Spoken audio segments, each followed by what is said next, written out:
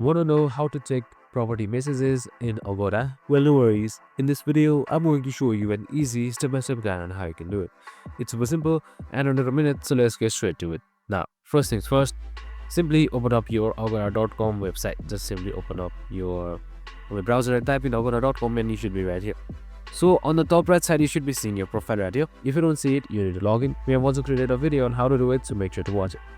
So once you are done that, just simply open up your account right here, and right below you should be seeing your profile. That should be right below points max. Just simply select it, and now on the left side you should be seeing property messages right under my trips. So again, just simply select it, and if you have any property messages, it should be linked right here.